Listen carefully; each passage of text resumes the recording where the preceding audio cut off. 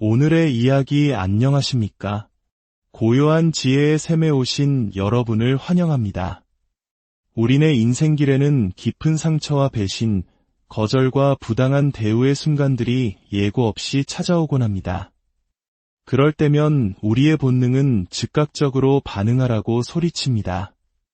스스로를 방어하고 반격하고 우리만의 방식으로 상황을 바로잡고 싶어 합니다. 하지만 사랑하는 여러분, 그것은 하나님께서 우리에게 원하시는 길이 아닙니다. 분노와 좌절 속에서 반응하는 대신 하나님께서는 우리를 신뢰의 길로 초대하십니다. 온전히 그분을 믿고 의지하기를 원하십니다. 오늘 이 메시지가 여러분의 마음에 와닿는다면 잠시 시간을 내어 좋아요와 구독을 눌러주십시오. 여러분의 작은 행동 하나가 지금 이 순간 절실히 위로가 필요한 또 다른 누군가에게 하나님의 은혜를 전하는 통로가 될 수 있습니다. 이 말씀을 듣는 모든 분들에게 주님의 평안이 함께하기를 기도합니다. 이제 상처의 순간에 반응하지 않고 잠잠히 하나님을 신뢰할 때 우리 삶에 어떤 놀라운 일이 일어나는지에 대한 이야기 속으로 함께 들어가 보겠습니다. 우리 삶에는 다른 사람의 말과 행동으로 인해 깊은 상처를 입는 순간들이 있습니다. 믿었던 사람이 등을 돌리고 가까웠던 친구가 떠나가며 때로는 가장 사랑하는 가족에게서 고통을 받기도 합니다. 이런 순간 우리 마음속에는 자연스레 질문이 피어오릅니다. 하나님, 왜 이런 아픔을 허락하셨나요? 왜 막아주시지 않았나요? 왜 악한 자들은 벌 받지 않고 잘 사는 것처럼 보이는데 저는 이렇게 침묵 속에서 고통받아야 하나요? 이것이 바로 우리가 부당한 일을 겪을 때 마음을 가득 채우는 질문들입니다. 하지만 기억해야 할 진실이 있습니다. 하나님의 눈을 피할 수 있는 것은 이 세상에 아무것도 없다는 사실입니다. 그분은 모든 불의를 보고 계시며 당신을 향해 쏟아졌던 모든 말들, 은밀하게 행해진 모든 잘못들, 그리고 당신이 흘린 모든 눈물방울을 알고 계십니다. 하나님은 멀리 계신 분이 아닙니다. 당신이 겪어온 고통을 외면하는 분도 아니십니다. 누군가 당신을 함부로 대할 때 하나님은 그것을 보십니다. 그들이 당신에 대해 거짓말을 할 때 하나님은 그것을 아십니다. 그들이 당신을 조롱하고 소외시키고 당신의 선함을 이용할 때 그분은 모든 것을 기록하고 계십니다. 성경에는 부당한 대우를 받았지만 하나님께서 결코 그들의 고통을 간과하지 않으셨던 사람들의 이야기로 가득합니다. 요셉을 생각해 보십시오. 그는 자신의 친형들에게 노예로 팔려간 젊은이였습니다.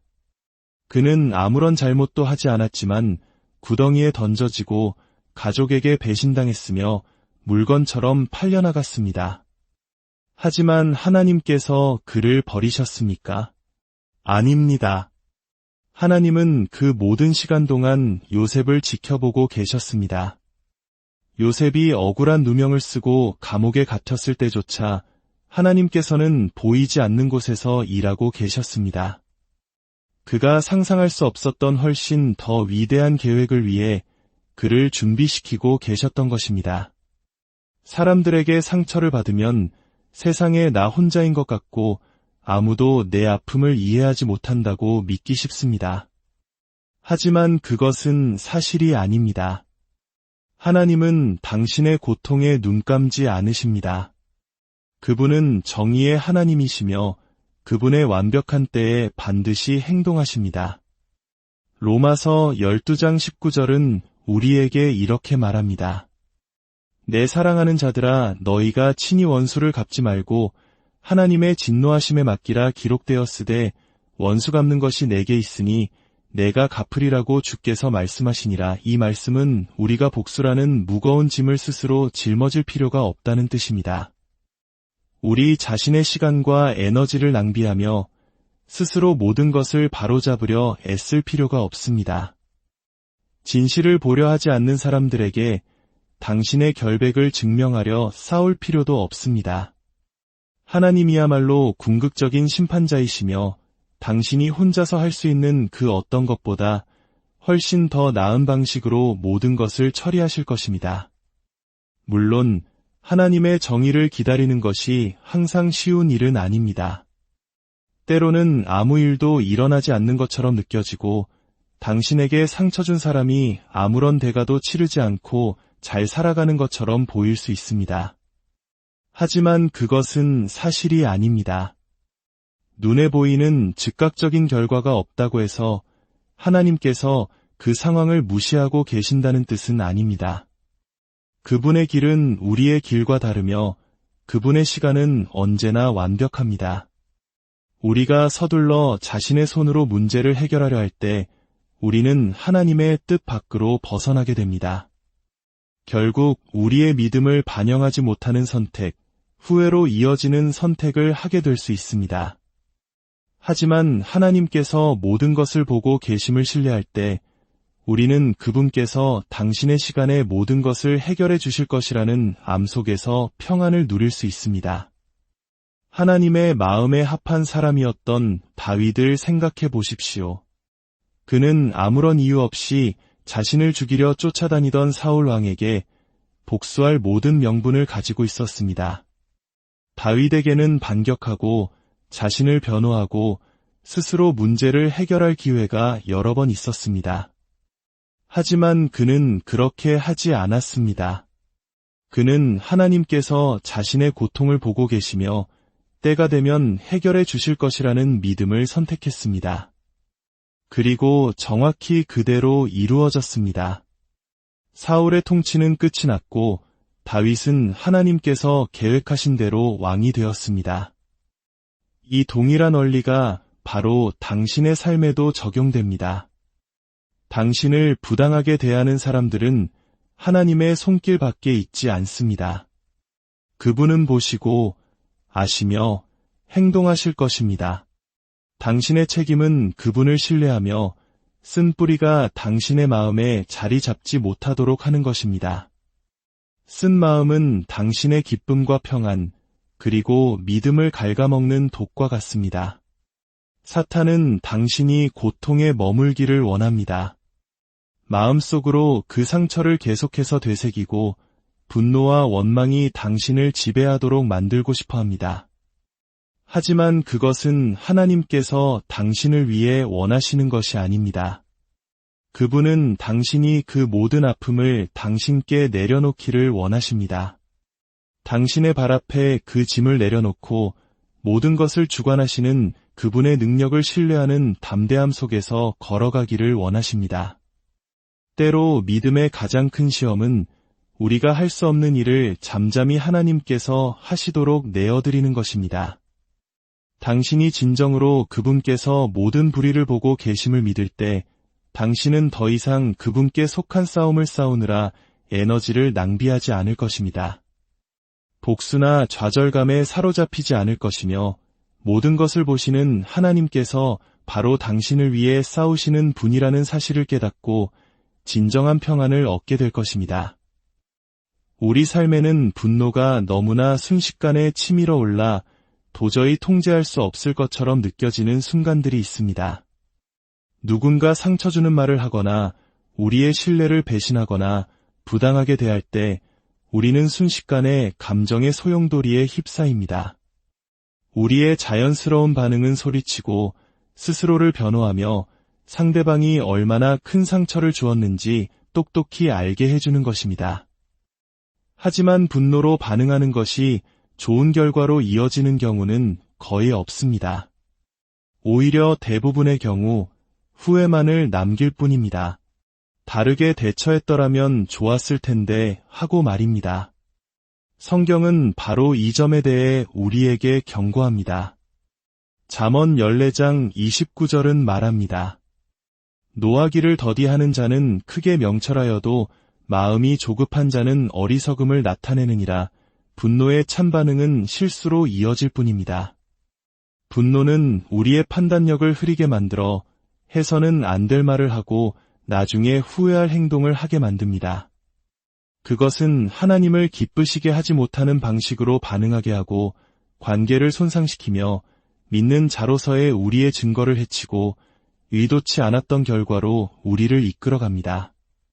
감정이 격해진 순간에는 우리의 분노가 정당하다고 느끼기 쉽습니다.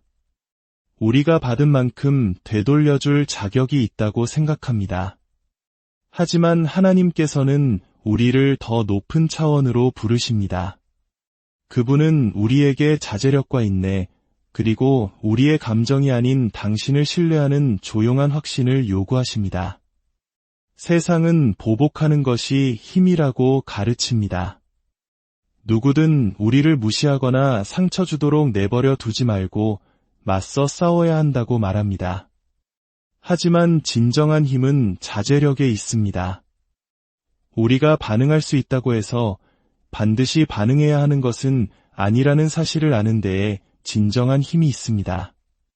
사탄은 우리의 감정이 우리를 지배하게 될 때 우리는 정말로 중요한 것을 놓치게 됩니다.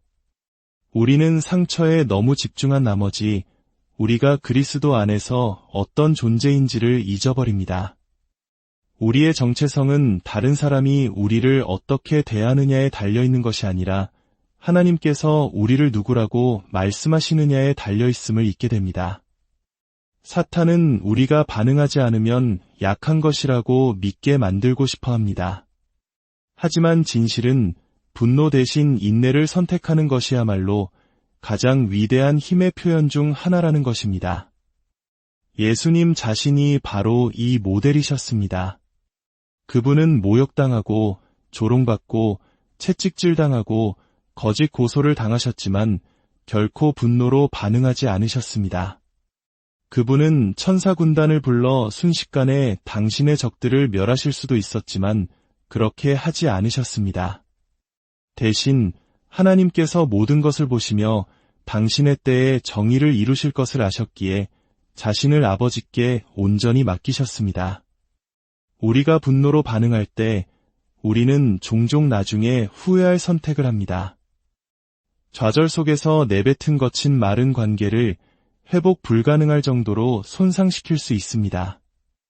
감정이 격해진 순간에 내린 성급한 결정은 지속적인 결과를 낳을 수 있습니다. 얼마나 많이 지난 상황을 돌이켜보며 이렇게 생각했습니까?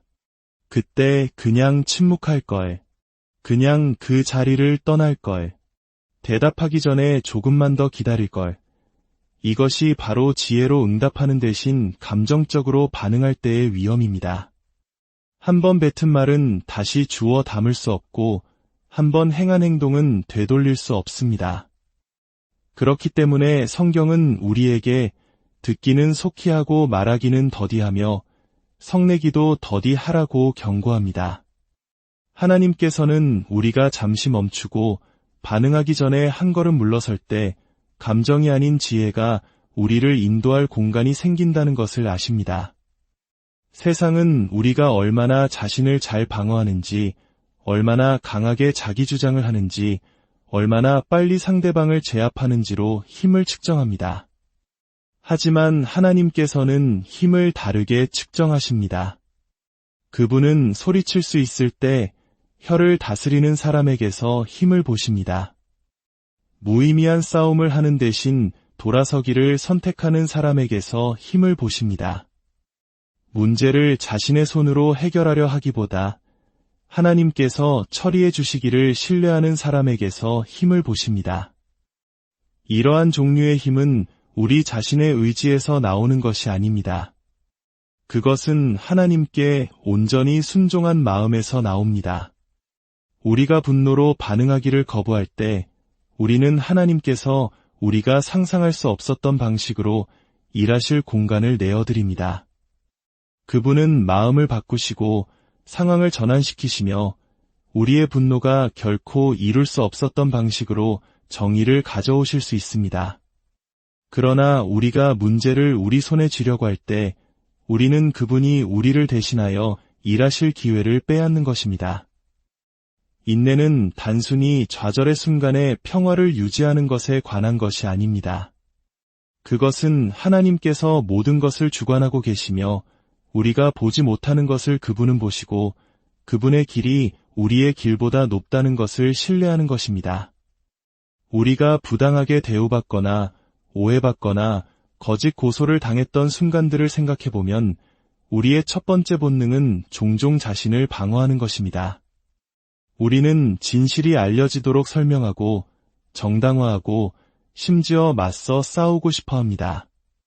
하지만 우리가 예수님의 삶을 바라볼 때 우리는 완전히 다른 모습을 보게 됩니다. 그 누구보다도 그분은 모욕과 조롱과 채찍질을 당했을 때 반응할 모든 권리가 있으셨지만 침묵을 지키셨습니다. 그분은 논쟁하지 않으셨고 보복하지 않으셨으며 당신을 고소하는 자들에게 자신을 증명하려 하지 않으셨습니다. 베드로전서 2장 23절은 이렇게 말씀합니다. 욕을 당하시되 맞대어 욕하지 아니하시고 고난을 당하시되 위협하지 아니하시고 오직 공의로 심판하시는 이에게 부탁하시며 이것은 성경 전체에서 가장 강력한 본보기 중 하나입니다. 예수님께서는 하나님께서 모든 것을 보고 계심을 이해하셨고 아버지께서 당신의 완벽한 방식으로 모든 것을 처리하실 것을 신뢰하셨습니다. 억울한 비난 앞에서 침묵을 지키는 데는 엄청난 힘이 필요합니다. 자신의 이름을 깨끗하게 하고 싶은 것이 인간의 본성입니다. 그러나 부당한 대우 앞에서의 침묵은 약함이 아니라 지혜입니다. 그것은 하나님이야말로 우리를 의롭게 하시는 분이며 우리를 변호하시는 분이며 당신의 때에 모든 불의를 다루실 것이라는 깊은 이해입니다. 예수님의 침묵은 두려움이나 수동성에서 비롯된 것이 아니었습니다. 그분은 자신에게 무슨 일이 일어나고 있는지 무시하고 계셨던 것이 아닙니다. 그분은 단지 반응하는 것이 이미 당신을 반대하기로 결정한 사람들의 마음을 바꾸지 못할 것이라는 점을 아셨습니다. 때로는 당신이 무슨 말을 하거나 무슨 일을 하든 사람들은 당신을 오해하기로 선택할 것입니다. 그들은 당신에 대한 거짓말을 믿기로 선택할 것이며 당신의 말을 왜곡하고 최악의 상황을 가정할 것입니다. 그런 순간에 논쟁하고 자신을 변호하는 것은 그들의 마음을 바꾸는데 거의 도움이 되지 않습니다. 그러나 하나님을 신뢰하고 그분이 당신의 변호자가 되도록 허락하는 것은 언제나 올바른 결과로 이어질 것입니다. 세상은 마지막 말을 하는 것, 아무도 당신을 짓밟게 두지 않는 것을 힘이라고 가르칩니다. 그러나 진정한 힘은 자제력에서 발견됩니다. 분노로 소리치는 것보다 침묵을 지키는데 훨씬 더 많은 힘이 필요합니다. 아무 일도 일어나지 않는 것처럼 보일 때조차 하나님께서 상황을 처리하고 계심을 신뢰하는 데는 훈련이 필요합니다. 억울한 일을 당했을 때, 누군가 당신을 비난할 때, 부당하게 대우받을 때 사탄은 당신이 반응하도록 유혹할 것입니다. 그는 당신의 귀에 속삭일 것입니다. 내가 너 자신을 위해 나서지 않으면 아무도 나서주지 않을 거야. 그는 당신이 맞서 싸우지 않으면 약한 것처럼 느끼게 만들 것입니다. 그러나 진실은 잠잠히 있는 자들을 위해 하나님께서 싸우신다는 것입니다. 출애굽기 14장 14절은 말씀합니다. 여호와께서 너희를 위하여 싸우시리니 너희는 가만히 있을지니라. 이것은 당신을 오해하기로 작정한 사람들에게 자신을 증명할 필요가 없다는 뜻입니다. 진실을 알고 싶어 하지 않는 다른 사람들을 설득하느라 에너지를 낭비할 필요가 없습니다. 하나님께서 진실을 아십니다. 그분은 당신의 상황의 모든 세부 사항을 보시며 무슨 일이 일어나고 있는지 결코 무시하지 않으십니다. 침묵에는 강력한 힘이 있습니다. 그것은 적을 혼란스럽게 합니다. 사람들이 반응을 기대했는데 아무런 반응이 없으면 그들은 어찌할 바를 모릅니다. 침묵은 그들의 힘을 빼앗습니다. 그것은 당신이 그들의 말이나 행동에 지배되지 않는다는 것을 보여줍니다. 그것은 당신의 신뢰가 인간의 인정보다 훨씬 더 위대한 것에 있음을 드러냅니다. 우리가 예수님의 본을 따를 때 우리가 분노로 반응하는 대신 침묵을 지키기로 선택할 때 우리는 우리의 감정보다 하나님의 계획을 더 신뢰한다는 것을 보여줍니다. 우리가 말과 감정으로 싸우려고 하는 싸움은 애초에 우리의 싸움이 아니었던 경우가 많습니다. 하나님은 모든 불의를 보시고 당신의 때에 그것을 다루실 것입니다. 우리의 임무는 신실함을 유지하고 마음을 순결하게 지키며 가장 위대한 힘은 다른 사람의 의견과 행동에 반응하는 것이 아니라 하나님을 신뢰하는 데 있음을 보여주신 예수님의 본을 따르는 것입니다. 때때로 당신이 할 수 있는 가장 강력한 일은 침묵을 지키고 기도로 하나님께 나아가는 것입니다. 기도는 상처에 대한 수동적인 반응이 아닙니다. 그것은 무기입니다. 그것은 상황을 바꾸고 마음을 변화시키며 우리 자신의 노력으로는 결코 이룰 수 없는 방식으로 진정한 정의를 가져오는 바로 그것입니다. 누군가에게 상처를 받으면 즉각적인 반응은 그 일에 대해 곱씹는 것입니다. 마음속으로 상황을 계속해서 되풀이하고 다르게 말하거나 행동할 수 있었던 것에 대해 생각합니다. 그러나 고통에 더 집중할수록 그 고통은 당신을 더 단단히 붙잡습니다. 그것은 당신의 생각과 태도, 심지어 하나님과의 관계까지 형성하기 시작합니다. 그것이 바로 사탄이 원하는 것입니다. 그는 당신이 감정에 너무 사로잡힌 나머지 당신의 진정한 힘이 어디서 오는지 잊어버리기를 원합니다. 그는 당신이 싸움에서 혼자라고 믿게 만들고 모든 것을 스스로 처리해야 한다고 생각하게 만듭니다. 그러나 그것은 거짓말입니다. 당신이 당신의 상황을 기도로 하나님께 가져가는 순간 당신은 당신의 어깨에서 짐을 내려놓고 실제로 무언가를 하실 수 있는 분의 손에 그것을 맡기는 것입니다. 침묵을 지키고 기도하기를 선택할 때 당신은 이렇게 말하는 것과 같은 수준의 신뢰를 보여주는 것입니다. 하나님, 저는 당신이 모든 것을 주관하고 계심을 압니다. 저는 이 싸움을 혼자서 싸울 필요가 없습니다. 저는 제 손으로 문제를 해결할 필요가 없습니다. 저는 당신이 당신의 방식과 당신의 시간에 이 문제를 처리해 주실 것을 신뢰합니다. 이러한 종류의 믿음은 사탄을 혼란스럽게 합니다. 왜냐하면 그는 당신이 반응하고 화를 내고 쓴 뿌리가 자리 잡기를 기대하기 때문입니다. 그러나 당신이 보복되신 기도를 선택할 때 당신은 당신에 대한 사탄의 힘을 빼앗는 것입니다. 침묵은 약함을 의미하지 않습니다. 그것은 당신의 힘이 어디서 오는지 당신이 인식하고 있음을 의미합니다. 예수님께서는 겟세마네 동산에서 당신을 기다리는 고통을 아시고 기도하셨습니다. 십자가 위에서 당신을 조롱하는 자들을 저주하는 대신 아버지, 저들을 사하여 주옵소서. 자기들이 하는 것을 알지 못함이니이다. 라고 기도하셨습니다. 그것이 바로 우리가 따르도록 부름받은 본보기입니다. 당신이 침묵과 기도를 선택할 때 당신은 하나님께서 보이지 않는 방식으로 일하실 문을 여는 것입니다. 당신이 자신의 힘으로 싸우려고 할 때 당신은 당신이 할 수 있는 것으로 결과를 제안합니다. 그러나 당신이 기도를 통해 싸움을 하나님께 내어드릴 때 당신은 그분이 들어오셔서 당신이 상상할 수 있었던 것 이상으로 그것을 처리하시도록 초대하는 것입니다. 세상은 침묵이 패배의 신호라고 가르칩니다. 당신이 반응하지 않으면 다른 사람들이 당신을 짓밟도록 허용하는 것이라고 말합니다. 그러나 실제로는 기도와 결합된 침묵이 당신이 가질 수 있는 가장 강력한 반응 중 하나입니다. 그것은 당신을 혼돈에서 벗어나게 하고 하나님의 뜻과 일치하게 합니다. 그것은 당신이 쓴 마음과 원망에 짓눌리지 않고 앞으로 나아갈 수 있게 합니다.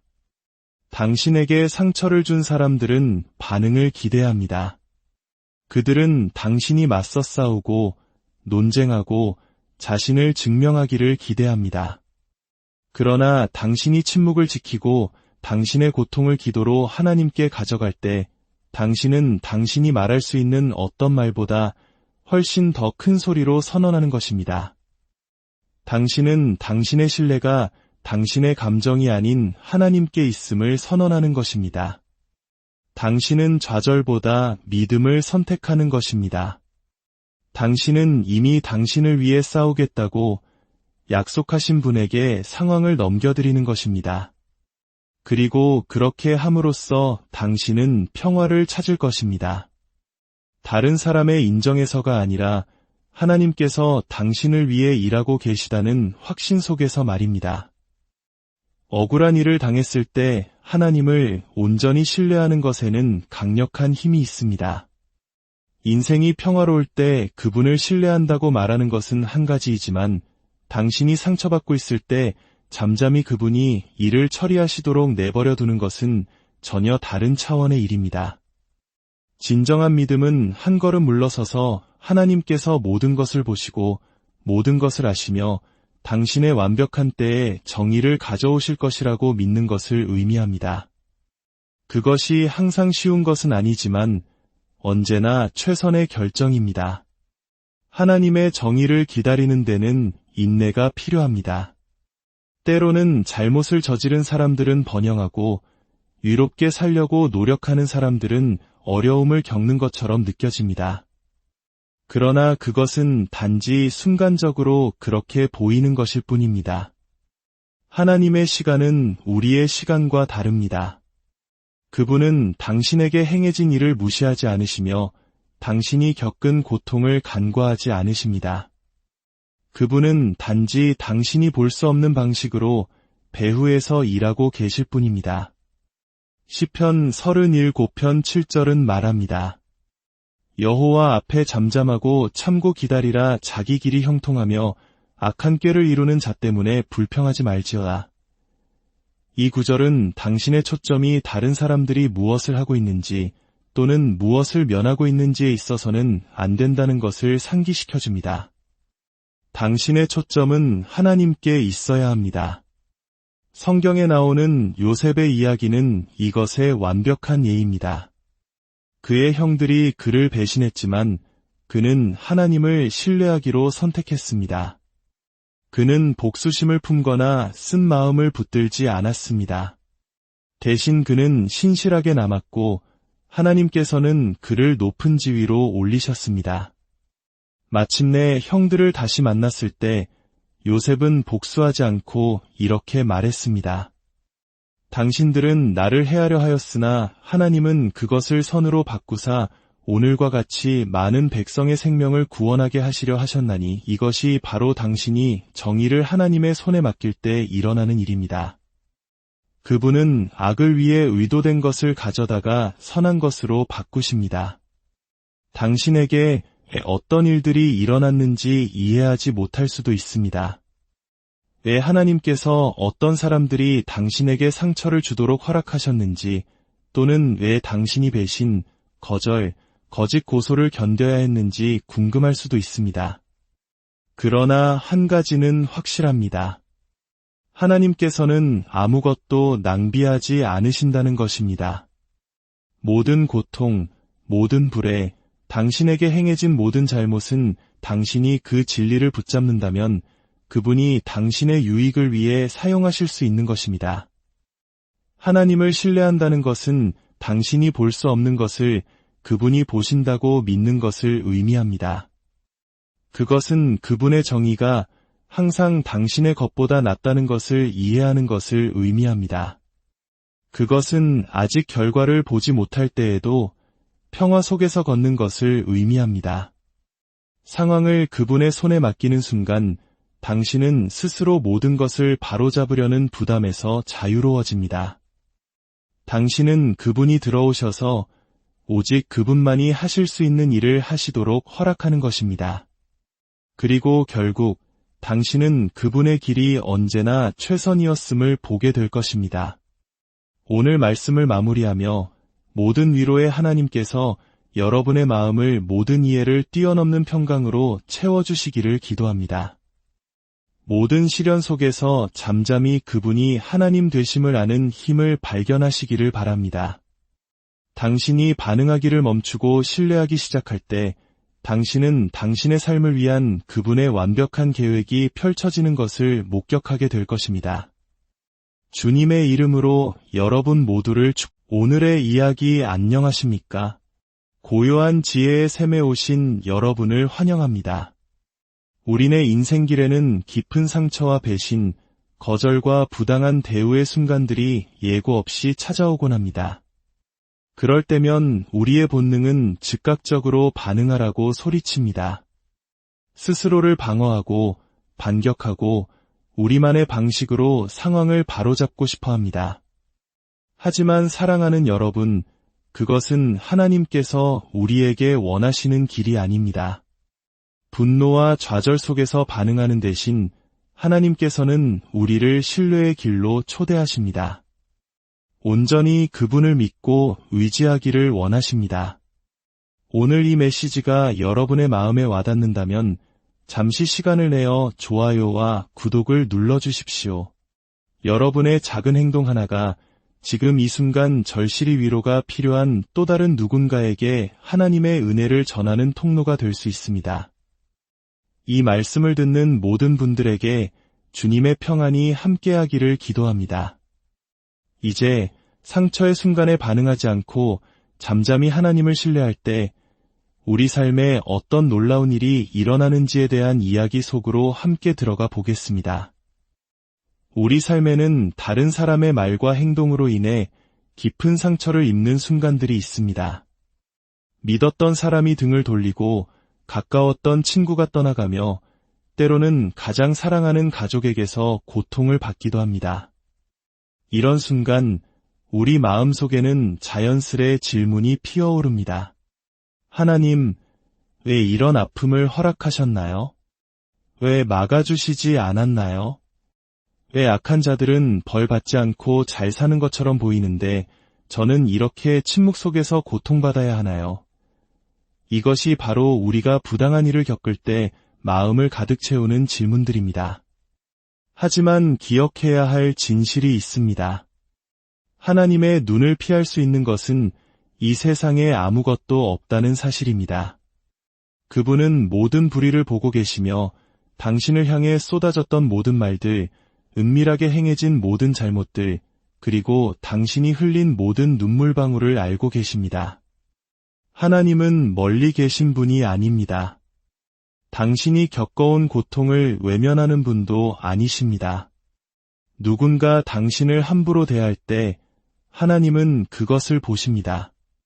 그들이 당신에 대해 거짓말을 할 때 하나님은 그것을 아십니다. 그들이 당신을 조롱하고 소외시키고 당신의 선함을 이용할 때 그분은 모든 것을 기록하고 계십니다. 성경에는 부당한 대우를 받았지만 하나님께서 결코 그들의 고통을 간과하지 않으셨던 사람들의 이야기로 가득합니다. 요셉을 생각해 보십시오. 그는 자신의 친형들에게 노예로 팔려간 젊은이였습니다. 그는 아무런 잘못도 하지 않았지만 구덩이에 던져지고 가족에게 배신당했으며 물건처럼 팔려나갔습니다. 하지만 하나님께서 그를 버리셨습니까? 아닙니다. 하나님은 그 모든 시간 동안 요셉을 지켜보고 계셨습니다. 요셉이 억울한 누명을 쓰고 감옥에 갇혔을 때조차 하나님께서는 보이지 않는 곳에서 일하고 계셨습니다. 그가 상상할 수 없었던 훨씬 더 위대한 계획을 위해 그를 준비시키고 계셨던 것입니다. 사람들에게 상처를 받으면 세상에 나 혼자인 것 같고 아무도 내 아픔을 이해하지 못한다고 믿기 쉽습니다. 하지만 그것은 사실이 아닙니다. 하나님은 당신의 고통에 눈 감지 않으십니다. 그분은 정의의 하나님이시며 그분의 완벽한 때에 반드시 행동하십니다. 로마서 12장 19절은 우리에게 이렇게 말합니다. 내 사랑하는 자들아, 너희가 친히 원수를 갚지 말고 하나님의 진노하심에 맡기라 기록되었으되 원수 갚는 것이 내게 있으니 내가 갚으리라고 주께서 말씀하시니라. 이 말씀은 우리가 복수라는 무거운 짐을 스스로 짊어질 필요가 없다는 뜻입니다. 우리 자신의 시간과 에너지를 낭비하며 스스로 모든 것을 바로잡으려 애쓸 필요가 없습니다. 진실을 보려 하지 않는 사람들에게 당신의 결백을 증명하려 싸울 필요도 없습니다. 하나님이야말로 궁극적인 심판자이시며 당신이 혼자서 할 수 있는 그 어떤 것보다 훨씬 더 나은 방식으로 모든 것을 처리하실 것입니다. 물론 하나님의 정의를 기다리는 것이 항상 쉬운 일은 아닙니다. 때로는 아무 일도 일어나지 않는 것처럼 느껴지고 당신에게 상처 준 사람이 아무런 대가도 치르지 않고 잘 살아가는 것처럼 보일 수 있습니다. 하지만 그것은 사실이 아닙니다. 눈에 보이는 즉각적인 결과가 없다고 해서 하나님께서 그 상황을 무시하고 계신다는 뜻은 아닙니다. 그분의 길은 우리의 길과 다르며 그분의 시간은 언제나 완벽합니다. 우리가 서둘러 자신의 손으로 문제를 해결하려 할 때 우리는 하나님의 뜻 밖으로 벗어나게 됩니다. 결국 우리의 믿음을 반영하지 못하는 선택, 후회로 이어지는 선택을 하게 될 수 있습니다. 하지만 하나님께서 모든 것을 보고 계심을 신뢰할 때 우리는 그분께서 당신의 시간에 모든 것을 해결해 주실 것이라는 암 속에서 평안을 누릴 수 있습니다. 하나님의 마음에 합한 사람이었던 다윗을 생각해 보십시오. 그는 아무런 이유 없이 자신을 죽이려 쫓아다니던 사울 왕에게 복수할 모든 명분을 가지고 있었습니다. 다윗에게는 반격하고 자신을 변호하고 스스로 문제를 해결할 기회가 여러 번 있었습니다. 하지만 그는 그렇게 하지 않았습니다. 그는 하나님께서 자신의 고통을 보고 계시며 때가 되면 해결해 주실 것이라는 믿음을 선택했습니다. 그리고 정확히 그대로 이루어졌습니다. 사울의 통치는 끝이 났고 다윗은 하나님께서 계획하신 대로 왕이 되었습니다. 이 동일한 원리가 바로 당신의 삶에도 적용됩니다. 당신을 부당하게 대하는 사람들은 하나님의 손길 밖에 있지 않습니다.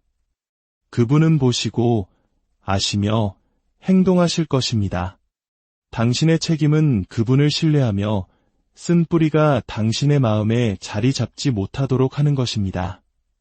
쓴 마음은 당신의 기쁨과 평안, 그리고 믿음을 갉아먹는 독과 같습니다. 사탄은 당신이 고통에 머물기를 원합니다. 마음속으로 그 상처를 계속해서 되새기고 분노와 원망이 당신을 지배하도록 만들고 싶어 합니다. 하지만 그것은 하나님께서 당신을 위해 원하시는 것이 아닙니다. 그분은 당신이 그 모든 아픔을 당신께 내려놓기를 원하십니다. 당신의 발 앞에 그 짐을 내려놓고 모든 것을 주관하시는 그분의 능력을 신뢰하는 담대함 속에서 걸어가기를 원하십니다. 때로 믿음의 가장 큰 시험은 우리가 할 수 없는 일을 잠잠히 하나님께서 하시도록 내어드리는 것입니다. 당신이 진정으로 그분께서 모든 불의를 보고 계심을 믿을 때 당신은 더 이상 그분께 속한 싸움을 싸우느라 에너지를 낭비하지 않을 것입니다. 복수나 좌절감에 사로잡히지 않을 것이며 모든 것을 보시는 하나님께서 바로 당신을 위해 싸우시는 분이라는 사실을 깨닫고 진정한 평안을 얻게 될 것입니다. 우리 삶에는 분노가 너무나 순식간에 치밀어 올라 도저히 통제할 수 없을 것처럼 느껴지는 순간들이 있습니다. 누군가 상처 주는 말을 하거나 우리의 신뢰를 배신하거나 부당하게 대할 때 우리는 순식간에 감정의 소용돌이에 휩싸입니다. 우리의 자연스러운 반응은 소리치고 스스로를 변호하며 상대방이 얼마나 큰 상처를 주었는지 똑똑히 알게 해주는 것입니다. 하지만 분노로 반응하는 것이 좋은 결과로 이어지는 경우는 거의 없습니다. 오히려 대부분의 경우 후회만을 남길 뿐입니다. 다르게 대처했더라면 좋았을 텐데 하고 말입니다. 성경은 바로 이 점에 대해 우리에게 경고합니다. 잠언 14장 29절은 말합니다. 노하기를 더디하는 자는 크게 명철하여도 마음이 조급한 자는 어리석음을 나타내느니라. 분노의 찬반응은 실수로 이어질 뿐입니다. 분노는 우리의 판단력을 흐리게 만들어 해서는 안 될 말을 하고 나중에 후회할 행동을 하게 만듭니다. 그것은 하나님을 기쁘시게 하지 못하는 방식으로 반응하게 하고 관계를 손상시키며 믿는 자로서의 우리의 증거를 해치고 의도치 않았던 결과로 우리를 이끌어갑니다.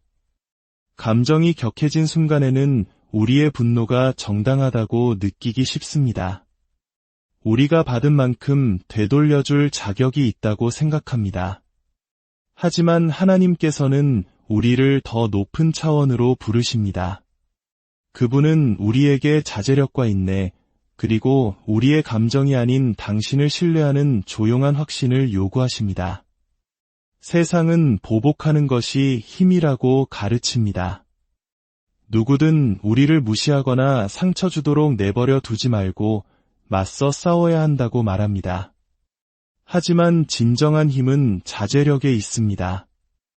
우리가 반응할 수 있다고 해서 반드시 반응해야 하는 것은 아니라는 사실을 아는 데에 진정한 힘이 있습니다. 사탄은 우리의 감정이 우리를 지배하게 될 때 우리는 정말로 중요한 것을 놓치게 됩니다. 우리는 상처에 너무 집중한 나머지 우리가 그리스도 안에서 어떤 존재인지를 잊어버립니다. 우리의 정체성은 다른 사람이 우리를 어떻게 대하느냐에 달려있는 것이 아니라 하나님께서 우리를 누구라고 말씀하시느냐에 달려있음을 잊게 됩니다. 사탄은 우리가 반응하지 않으면 약한 것이라고 믿게 만들고 싶어 합니다.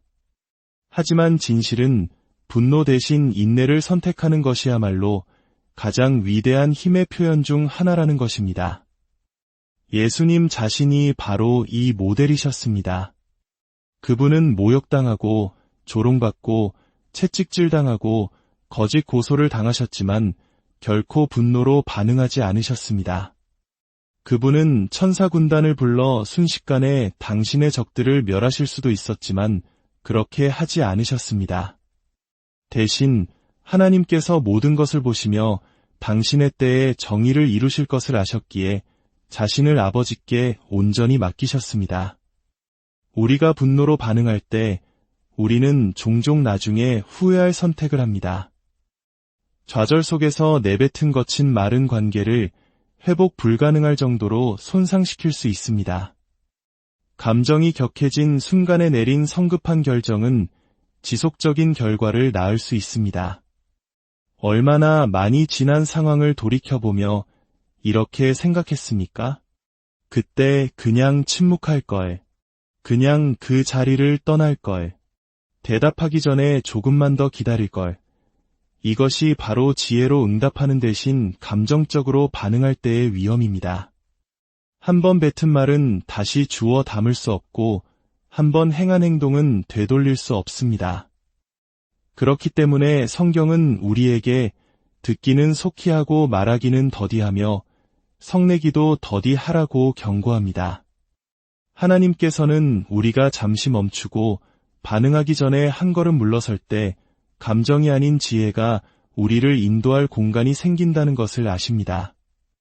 세상은 우리가 얼마나 자신을 잘 방어하는지, 얼마나 강하게 자기 주장을 하는지, 얼마나 빨리 상대방을 제압하는지로 힘을 측정합니다. 하지만 하나님께서는 힘을 다르게 측정하십니다. 그분은 소리칠 수 있을 때 혀를 다스리는 사람에게서 힘을 보십니다. 무의미한 싸움을 하는 대신 돌아서기를 선택하는 사람에게서 힘을 보십니다. 문제를 자신의 손으로 해결하려 하기보다 하나님께서 처리해 주시기를 신뢰하는 사람에게서 힘을 보십니다. 이러한 종류의 힘은 우리 자신의 의지에서 나오는 것이 아닙니다. 그것은 하나님께 온전히 순종한 마음에서 나옵니다. 우리가 분노로 반응하기를 거부할 때 우리는 하나님께서 우리가 상상할 수 없었던 방식으로 일하실 공간을 내어드립니다. 그분은 마음을 바꾸시고 상황을 전환시키시며 우리의 분노가 결코 이룰 수 없었던 방식으로 정의를 가져오실 수 있습니다. 그러나 우리가 문제를 우리 손에 쥐려고 할 때 우리는 그분이 우리를 대신하여 일하실 기회를 빼앗는 것입니다. 인내는 단순히 좌절의 순간에 평화를 유지하는 것에 관한 것이 아닙니다. 그것은 하나님께서 모든 것을 주관하고 계시며 우리가 보지 못하는 것을 그분은 보시고 그분의 길이 우리의 길보다 높다는 것을 신뢰하는 것입니다. 우리가 부당하게 대우받거나 오해받거나 거짓 고소를 당했던 순간들을 생각해보면 우리의 첫 번째 본능은 종종 자신을 방어하는 것입니다. 우리는 진실이 알려지도록 설명하고 정당화하고 심지어 맞서 싸우고 싶어 합니다. 하지만 우리가 예수님의 삶을 바라볼 때 우리는 완전히 다른 모습을 보게 됩니다. 그 누구보다도 그분은 모욕과 조롱과 채찍질을 당했을 때 반응할 모든 권리가 있으셨지만 침묵을 지키셨습니다.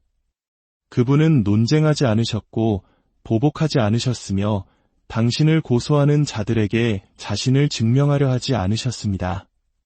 베드로전서 2장 23절은 이렇게 말씀합니다. 욕을 당하시되 맞대어 욕하지 아니하시고 고난을 당하시되 위협하지 아니하시고 오직 공의로 심판하시는 이에게 부탁하시며 이것은 성경 전체에서 가장 강력한 본보기 중 하나입니다. 예수님께서는 하나님께서 모든 것을 보고 계심을 이해하셨고 아버지께서 당신의 완벽한 방식으로 모든 것을 처리하실 것을 신뢰하셨습니다. 억울한 비난 앞에서 침묵을 지키는 데는 엄청난 힘이 필요합니다.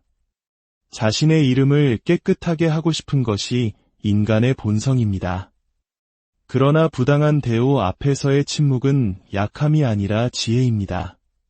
그것은 하나님이야말로 우리를 의롭게 하시는 분이며 우리를 변호하시는 분이며 당신의 때에 모든 불의를 다루실 것이라는 깊은 이해입니다.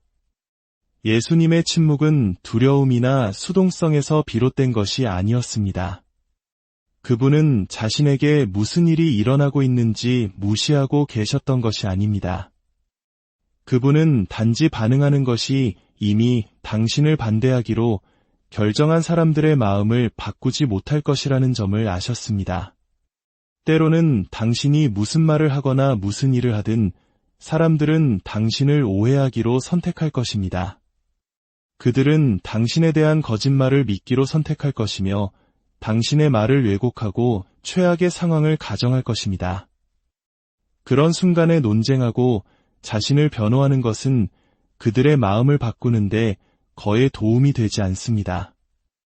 그러나 하나님을 신뢰하고 그분이 당신의 변호자가 되도록 허락하는 것은 언제나 올바른 결과로 이어질 것입니다.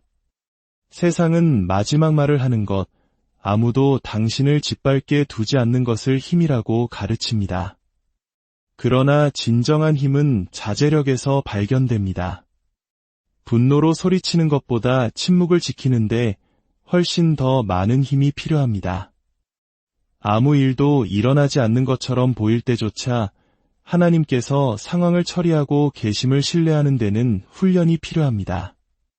억울한 일을 당했을 때, 누군가 당신을 비난할 때, 부당하게 대우받을 때 사탄은 당신이 반응하도록 유혹할 것입니다. 그는 당신의 귀에 속삭일 것입니다. 내가 너 자신을 위해 나서지 않으면 아무도 나서주지 않을 거야. 그는 당신이 맞서 싸우지 않으면 약한 것처럼 느끼게 만들 것입니다. 그러나 진실은 잠잠히 있는 자들을 위해 하나님께서 싸우신다는 것입니다. 출애굽기 14장 14절은 말씀합니다. 여호와께서 너희를 위하여 싸우시리니 너희는 가만히 있을지니라. 이것은 당신을 오해하기로 작정한 사람들에게 자신을 증명할 필요가 없다는 뜻입니다. 진실을 알고 싶어 하지 않는 다른 사람들을 설득하느라 에너지를 낭비할 필요가 없습니다. 하나님께서 진실을 아십니다. 그분은 당신의 상황의 모든 세부 사항을 보시며 무슨 일이 일어나고 있는지 결코 무시하지 않으십니다. 침묵에는 강력한 힘이 있습니다. 그것은 적을 혼란스럽게 합니다. 사람들이 반응을 기대했는데 아무런 반응이 없으면 그들은 어찌할 바를 모릅니다. 침묵은 그들의 힘을 빼앗습니다. 그것은 당신이 그들의 말이나 행동에 지배되지 않는다는 것을 보여줍니다. 그것은 당신의 신뢰가 인간의 인정보다 훨씬 더 위대한 것에 있음을 드러냅니다. 우리가 예수님의 본을 따를 때, 우리가 분노로 반응하는 대신 침묵을 지키기로 선택할 때, 우리는 우리의 감정보다 하나님의 계획을 더 신뢰한다는 것을 보여줍니다. 우리가 말과 감정으로 싸우려고 하는 싸움은 애초에 우리의 싸움이 아니었던 경우가 많습니다. 하나님은 모든 불의를 보시고 당신의 때에 그것을 다루실 것입니다. 우리의 임무는 신실함을 유지하고 마음을 순결하게 지키며 가장 위대한 힘은 다른 사람의 의견과 행동에 반응하는 것이 아니라 하나님을 신뢰하는 데 있음을 보여주신 예수님의 본을 따르는 것입니다. 때때로 당신이 할 수 있는 가장 강력한 일은 침묵을 지키고 기도로 하나님께 나아가는 것입니다. 기도는 상처에 대한 수동적인 반응이 아닙니다. 그것은 무기입니다. 그것은 상황을 바꾸고 마음을 변화시키며 우리 자신의 노력으로는 결코 이룰 수 없는 방식으로 진정한 정의를 가져오는 바로 그것입니다. 누군가에게 상처를 받으면 즉각적인 반응은 그 일에 대해 곱씹는 것입니다. 마음속으로 상황을 계속해서 되풀이하고 다르게 말하거나 행동할 수 있었던 것에 대해 생각합니다. 그러나 고통에 더 집중할수록 그 고통은 당신을 더 단단히 붙잡습니다. 그것은 당신의 생각과 태도, 심지어 하나님과의 관계까지 형성하기 시작합니다. 그것이 바로 사탄이 원하는 것입니다. 그는 당신이 감정에 너무 사로잡힌 나머지 당신의 진정한 힘이 어디서 오는지 잊어버리기를 원합니다. 그는 당신이 싸움에서 혼자라고 믿게 만들고 모든 것을 스스로 처리해야 한다고 생각하게 만듭니다. 그러나 그것은 거짓말입니다. 당신이 당신의 상황을 기도로 하나님께 가져가는 순간 당신은 당신의 어깨에서 짐을 내려놓고 실제로 무언가를 하실 수 있는 분의 손에 그것을 맡기는 것입니다. 침묵을 지키고 기도하기를 선택할 때 당신은 이렇게 말하는 것과 같은 수준의 신뢰를 보여주는 것입니다. 하나님, 저는 당신이 모든 것을 주관하고 계심을 압니다. 저는 이 싸움을 혼자서 싸울 필요가 없습니다. 저는 제 손으로 문제를 해결할 필요가 없습니다. 저는 당신이 당신의 방식과 당신의 시간에 이 문제를 처리해 주실 것을 신뢰합니다. 이러한 종류의 믿음은 사탄을 혼란스럽게 합니다. 왜냐하면 그는 당신이 반응하고 화를 내고 쓴 뿌리가 자리 잡기를 기대하기 때문입니다. 그러나 당신이 보복되신 기도를 선택할 때 당신은 당신에 대한 사탄의 힘을 빼앗는 것입니다. 침묵은 약함을 의미하지 않습니다. 그것은 당신의 힘이 어디서 오는지 당신이 인식하고 있음을 의미합니다. 예수님께서는 겟세마네 동산에서 당신을 기다리는 고통을 아시고 기도하셨습니다. 십자가 위에서 당신을 조롱하는 자들을 저주하는 대신 아버지, 저들을 사하여 주옵소서. 자기들이 하는 것을 알지 못함이니이다. 라고 기도하셨습니다. 그것이 바로 우리가 따르도록 부름받은 본보기입니다. 당신이 침묵과 기도를 선택할 때 당신은 하나님께서 보이지 않는 방식으로 일하실 문을 여는 것입니다.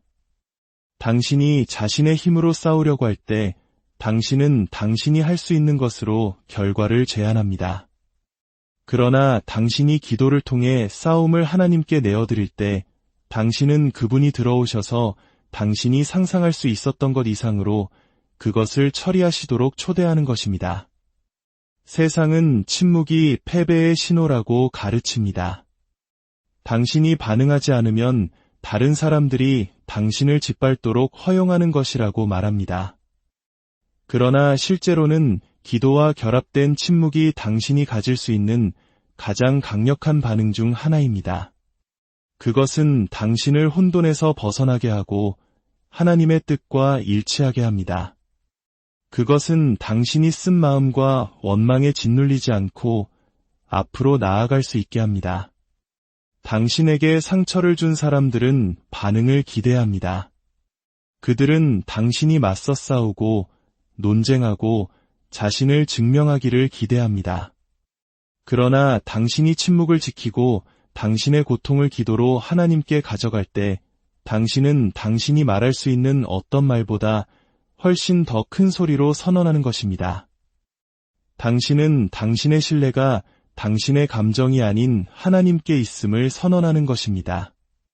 당신은 좌절보다 믿음을 선택하는 것입니다. 당신은 이미 당신을 위해 싸우겠다고 약속하신 분에게 상황을 넘겨드리는 것입니다. 그리고 그렇게 함으로써 당신은 평화를 찾을 것입니다. 다른 사람의 인정에서가 아니라 하나님께서 당신을 위해 일하고 계시다는 확신 속에서 말입니다. 억울한 일을 당했을 때 하나님을 온전히 신뢰하는 것에는 강력한 힘이 있습니다. 인생이 평화로울 때 그분을 신뢰한다고 말하는 것은 한 가지이지만 당신이 상처받고 있을 때 잠잠히 그분이 일을 처리하시도록 내버려 두는 것은 전혀 다른 차원의 일입니다. 진정한 믿음은 한 걸음 물러서서 하나님께서 모든 것을 보시고 모든 것을 아시며 당신의 완벽한 때에 정의를 가져오실 것이라고 믿는 것을 의미합니다. 그것이 항상 쉬운 것은 아니지만 언제나 최선의 결정입니다. 하나님의 정의를 기다리는 데는 인내가 필요합니다. 때로는 잘못을 저지른 사람들은 번영하고 위롭게 살려고 노력하는 사람들은 어려움을 겪는 것처럼 느껴집니다. 그러나 그것은 단지 순간적으로 그렇게 보이는 것일 뿐입니다. 하나님의 시간은 우리의 시간과 다릅니다. 그분은 당신에게 행해진 일을 무시하지 않으시며 당신이 겪은 고통을 간과하지 않으십니다.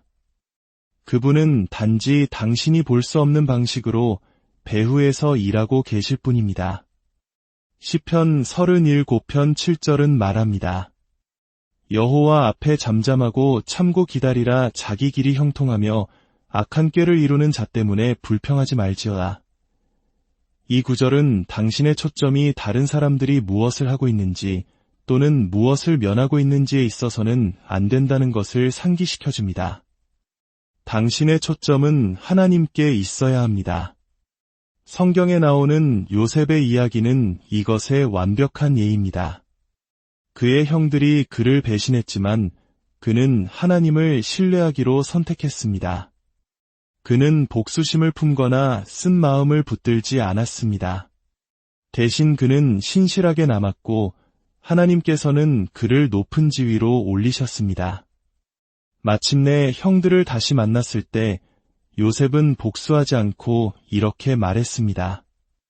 당신들은 나를 해하려 하였으나 하나님은 그것을 선으로 바꾸사 오늘과 같이 많은 백성의 생명을 구원하게 하시려 하셨나니 이것이 바로 당신이 정의를 하나님의 손에 맡길 때 일어나는 일입니다. 그분은 악을 위해 의도된 것을 가져다가 선한 것으로 바꾸십니다. 당신에게 어떤 일들이 일어났는지 이해하지 못할 수도 있습니다. 왜 하나님께서 어떤 사람들이 당신에게 상처를 주도록 허락하셨는지 또는 왜 당신이 배신, 거절, 거짓 고소를 견뎌야 했는지 궁금할 수도 있습니다. 그러나 한 가지는 확실합니다. 하나님께서는 아무것도 낭비하지 않으신다는 것입니다. 모든 고통, 모든 불에, 당신에게 행해진 모든 잘못은 당신이 그 진리를 붙잡는다면 그분이 당신의 유익을 위해 사용하실 수 있는 것입니다. 하나님을 신뢰한다는 것은 당신이 볼 수 없는 것을 그분이 보신다고 믿는 것을 의미합니다. 그것은 그분의 정의가 항상 당신의 것보다 낫다는 것을 이해하는 것을 의미합니다. 그것은 아직 결과를 보지 못할 때에도 평화 속에서 걷는 것을 의미합니다. 상황을 그분의 손에 맡기는 순간 당신은 스스로 모든 것을 바로잡으려는 부담에서 자유로워집니다. 당신은 그분이 들어오셔서 오직 그분만이 하실 수 있는 일을 하시도록 허락하는 것입니다. 그리고 결국